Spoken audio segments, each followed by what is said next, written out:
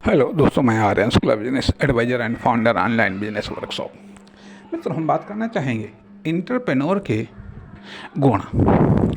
Entrepreneur के गुण जिसमें प्रमुख रूप से उसे साहसी होना चाहिए, आर्थिक साहसी होना चाहिए और व्यावसायिक साहसी होना चाहिए। उसे साहसी होना चाहिए, उसे आर्थिक साहसी होना चाहिए, उसे व्यावसायिक साहसी होना चाहिए। अर्थात जब तक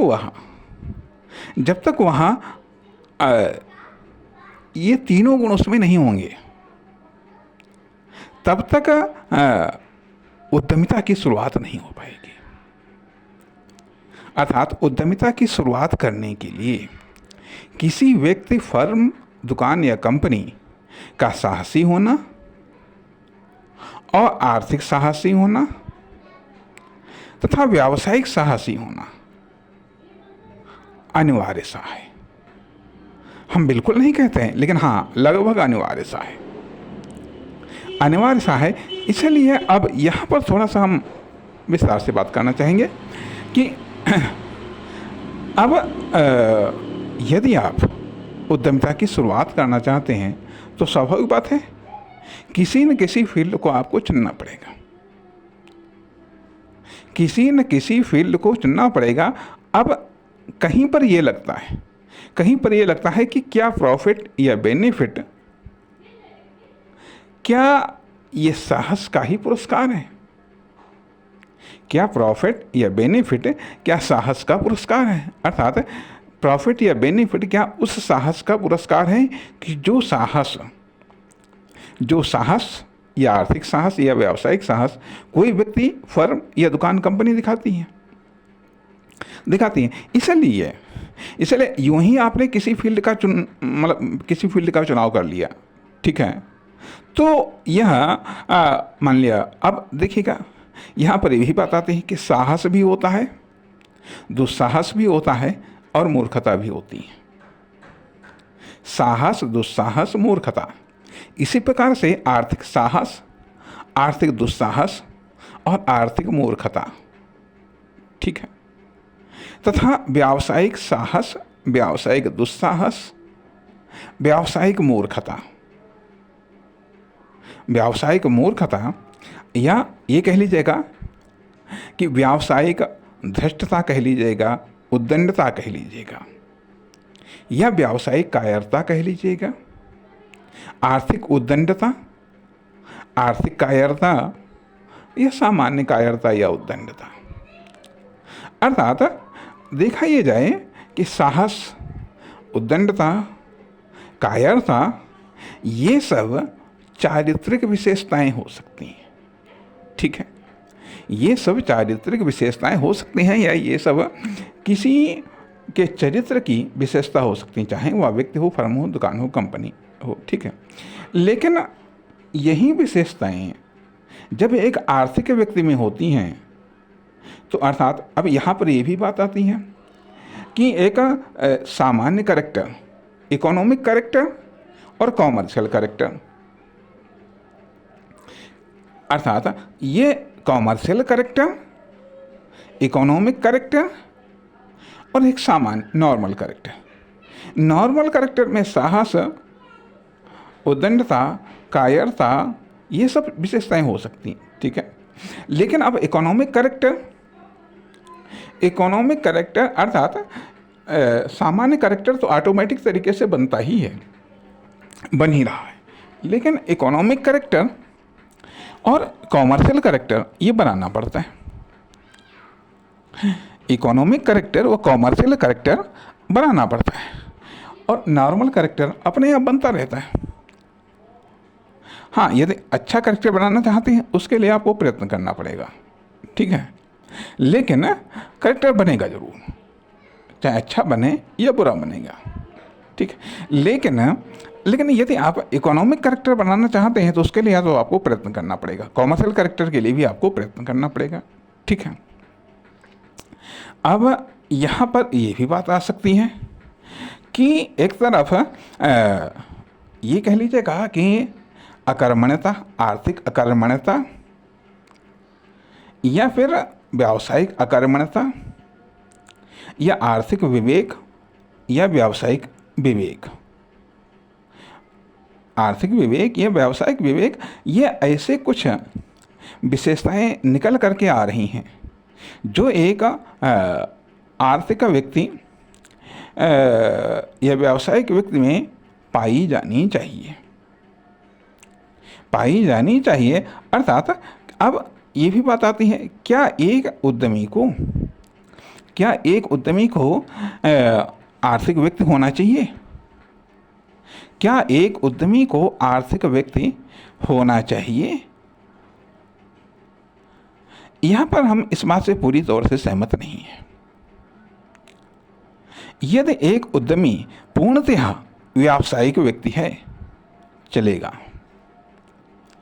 एक व्यक्ति यदि पूर्णतः या कोई फर्म, दुकान, कंपनी पूर्णतः व्यावसायिक है, पूर्णतः व्यावसायिक है तो चलेगा। लेकिन यदि वह आर्थिक है, एक जो औपचारिक रूप से, एक उद्यमी औपचारिक रूप से जो व्यवसायी है, ठीक है, लेकिन वो व्यवसायी कम और आर्थिक ज़्यादा है, नहीं चल पाएगा, नहीं चल पाएगा। अब यदि मान लिया,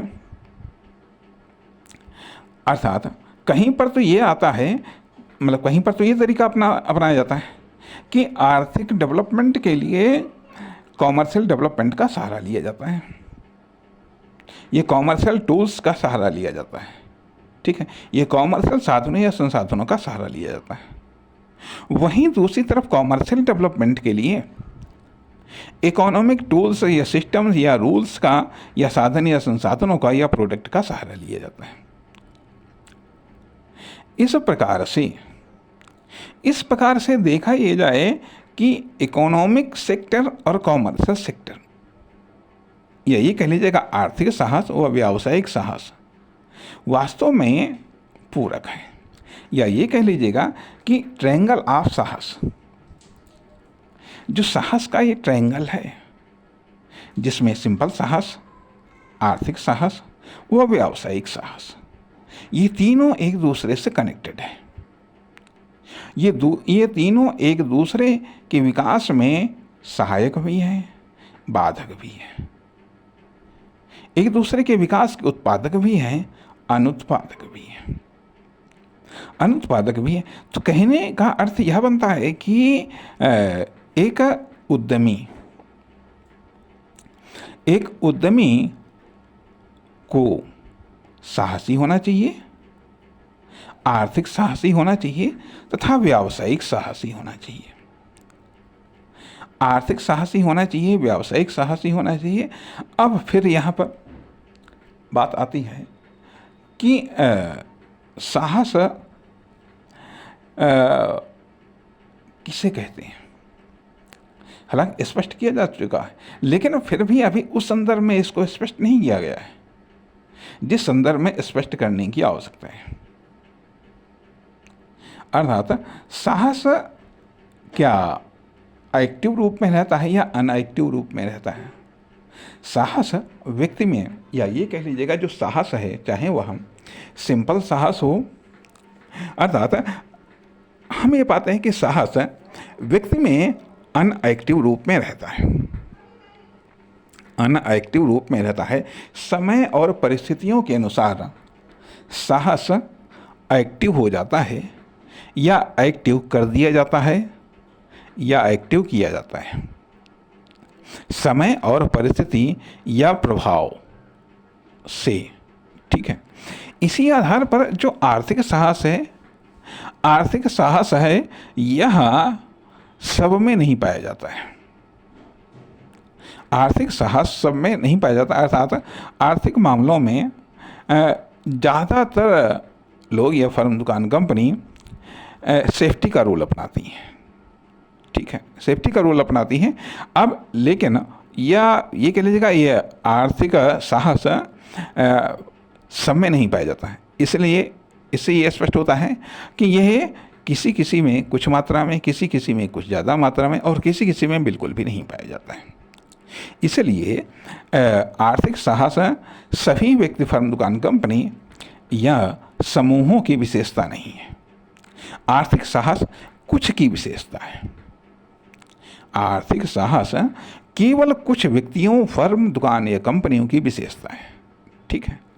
व्यावसायिक साहस, व्यावसायिक साहस जिनमें आर्थिक साहस पाया जाता है, जिनमें आर्थिक साहस पाया जाता है, अधिकांशतः उन्हीं में व्यावसायिक साहस पाया जाता है। जिनमें आर्थिक साहस पाया जाता है उन्हीं में व्यावसायिक साहस पाया जाता है। ठीक है। लेकिन सब में अर्थात वो सब जिनमें आर्थिक साहस है, क्या उन सभी में व्यावसायिक साहस पाया जाता है? नहीं, ऐसी बात नहीं है।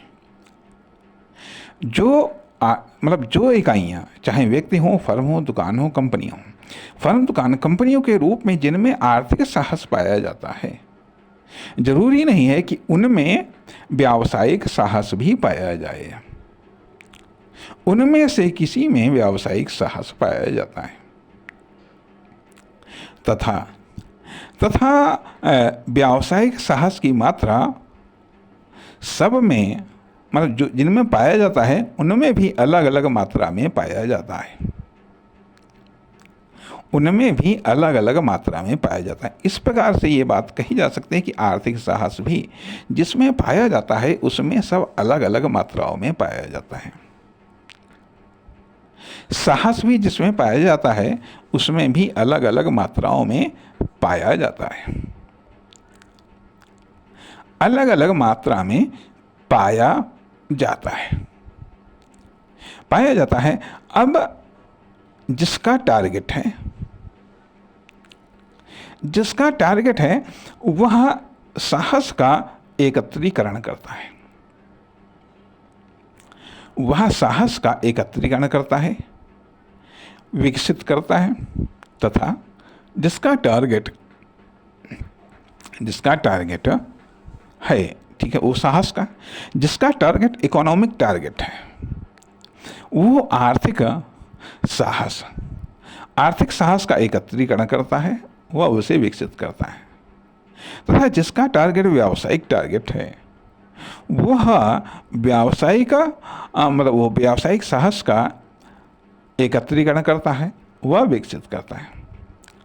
इस प्रकार से ये बात कही जा सकती है कि साहस अपने आप में एक ऊर्जा है। व्यक्ति के लिए, एक नॉर्मल व्यक्ति के लिए भी साहस अपने आप में एक ऊर्जा है। एक इकोनॉमिक व्यक्ति के लिए इकोनॉमिक साहस उसके लिए अपने आप में एक ऊर्जा है। एक व्यावसायिक व्यक्ति या फर्म, दुकान, कंपनी के लिए व्यावसायिक साहस अपने आप में एक ऊर्जा है,